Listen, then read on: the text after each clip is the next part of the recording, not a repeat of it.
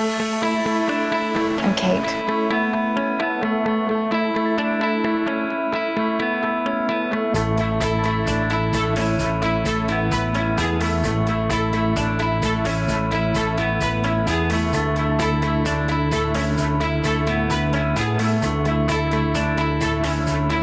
Punch? Show me. That's how you punch. I am so happy to be sitting down with you. This has been an amazing week and so much fun. Thank you for being here. Thank you for coming. It's so cool that you're here. I love it. How did you decide to take part of this? Oh man, if I could list all of the synchronicities and like minor miracles that were involved in me deciding to be here when Francesco and Francesca invited me. Initially, I was just so incredibly joyful that this merging of my two worlds was happening, where I have been an actress for 20 years and then I retired to pursue things in the space of like healing and more spiritual work and giving back and doing things to help other people with their creativity and exploring more of my creativity. And it was like every part of that was involved in this. The Quiet Collective is like, let's all be more conscious and more present. And then the script to pitch element was like, let's all express ourselves and tell our stories. And then coming as the keynote speaker, I got to pull on my 20 years of experience in Hollywood and bring that to the table. So it just felt like really, really perfect for this transition point in my life.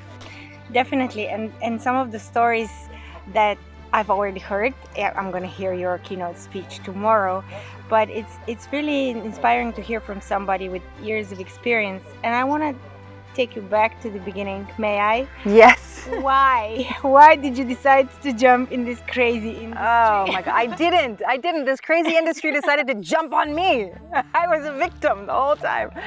I was actually an extra on film sets, and I was paying my way through university by doing extra work. Not with aspirations to become a famous actress, but just with aspirations to actually pay my tuition and my rent and my insurance and everything else. And then in an exercise of self-realization, like a psychological exercise of like, I'm gonna stop playing small and I'm gonna let my light shine, I decided to let my agent, who had been pestering me to send me out on real auditions for years, send me. I was like, okay, fine, you can send me out on these auditions. And my fourth or fifth real audition, not for commercials, but for like a role in a film or TV show, was my audition for Lost. And the whole world, yes. It just went from, one day being a university student and the next day being an international TV star. How did that feel? Terrible. I hated it. I hated it so much.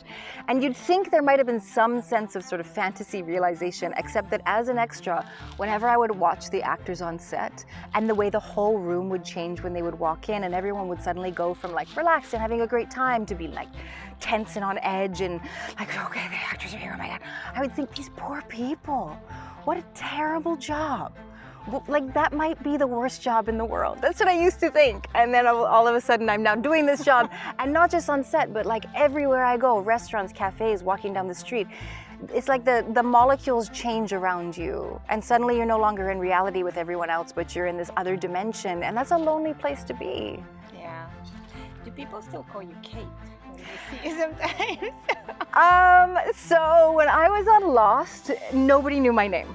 I was Kate to the entire world. So if I was in a train station or an airport or wherever I was, the gas station, it was Kate, and I would be like, because I was like, I do have a name. I am a person outside of that character.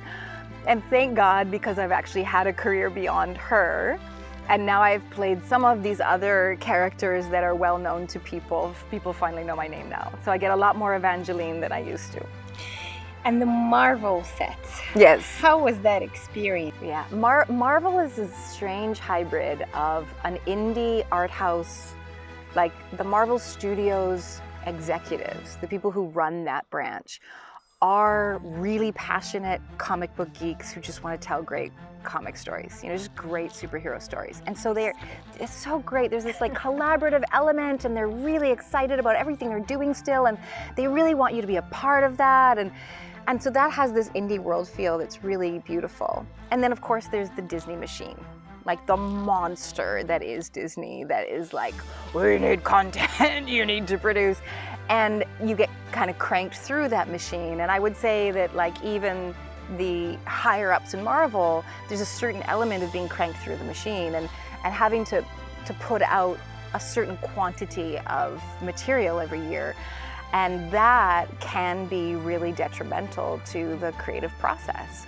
And it can get in the way of projects being truly unique and truly special and inspired, but instead just being, you know, the result of like demand and supply and demand. Do you have a character from the ones that you have played that really sort of speaks to you, I guess, in a different way, that was really special? Yes, she's probably my least known character also. There's a character named Annie in a film called South of Heaven. And it's a film I played opposite Jason Sudeikis, and it was directed by Aaron Kasheles, who is an Israeli director, and he was somebody who had done a film called Big Bad Wolves, which if you've never seen it, is amazing. Yes. And so I took the job, one because of Aaron, two because of Jason, and even more so because of Annie, the character. She's a woman who's dying of terminal cancer, and yet is probably the most present and alive character in the film, and has this incredible ability to be in grace all the time with herself and with Jason's character, who is the love of her life. And I felt like for the first time ever, I got to play somebody who felt a little more like me. So many of my characters have been so formidable. You know, they're just these like stoic, strong, capable, kick-ass women. And when I started in the business at 24, that felt like a good place for me. I was a tomboy, I was tough, I was fit and like ready to go, and I would compete with the boys. I was like, yeah, like I can do anything a guy can do. And that was a great place for me to occupy. But as I went through my adult life and I started healing some of my core wounds and really like rediscovering the little girl that lives inside of me, who always liked pixies and unicorns and fluff and pink and like, you know, was just soft and gentle, this reality of who I am was surfacing, and I really wanted to express that more and more and more, and started to get more frustrated with not finding roles that I could express that in. And with Annie, I got to express the softer side of Evangeline and the more feminine, more vulnerable side of me.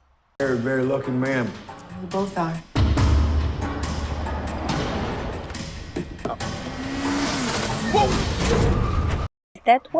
That's another side of you that you're doing with your writing as well, expressing another Evangeline. Yes, yes.